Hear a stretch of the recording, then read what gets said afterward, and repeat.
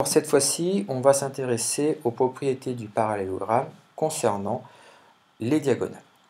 Donc, je considère un quadrilatère qui est un parallélogramme et je m'intéresse à ses diagonales. Donc, les diagonales, c'est ce que j'ai tracé en rouge et en orange. Bon, qu'est-ce que je constate? Je constate que les diagonales, leur point d'intersection, ce qui est ici le point E, eh bien, se trouve au milieu de chaque diagonale. Donc, j'en déduirai que la longueur du segment AE est la même que la longueur du segment EC, et la longueur du segment ED est la même que la longueur du segment EB. Réciproquement, on peut se poser la question, qu'est-ce qui se passe lorsque j'ai un quadrilatère dont les diagonales se coupent en leur milieu? Donc c'est ce que j'ai ici, mon quadrilatère ABCD a ces diagonales qui ici sont dessinées en vert, qui se coupent en leur milieu. Eh bien, qu'est-ce que je constate? Je constate que quelle que soit la forme de mon quadrilatère ABCD, j'ai affaire à un parallélogramme. Voilà. Donc au final, je me retrouve avec deux propriétés. La première, si un quadrilatère est un parallélogramme, alors ses diagonales se coupent en leur milieu. Et la deuxième, si un quadrilatère a ses diagonales qui se coupent en leur milieu, alors c'est un parallélogramme. Voilà, donc deux propriétés qui se ressemblent mais qui sont pourtant différentes. La deuxième est la réciproque de la première. Attention, selon les exercices, on utilisera soit l'une soit l'autre.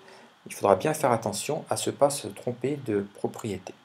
Donc voici un exercice, je considère un quadrilatère ABCD qui est un parallélogramme, on me le dit. E est le point d'intersection des diagonales. Je sais la longueur du segment ED, 6,1, et je m'intéresse à la longueur du segment BD. Donc pour résoudre cet exercice, j'ai deux propriétés à ma disposition. Pour pouvoir utiliser la première, il faut que je sache qu'au départ, mon quadrilatère est un parallélogramme. Pour pouvoir utiliser la seconde, il faut qu'au départ, je sache que mon quadrilatère, c'est diagonale qui se coupe en leur milieu. Ici, qu'est-ce que je sais? Je sais que ABCD est un parallélogramme. Conclusion, ce sera donc la première propriété que je vais utiliser. Donc on y va. J'ai mon quadrilatère ABCD qui est un parallélogramme. Eh bien, grâce à la propriété, je peux donc en déduire que les diagonales se coupent en leur milieu, et donc la longueur du segment BD sera le double de la longueur du segment ED, c'est-à-dire 12,2.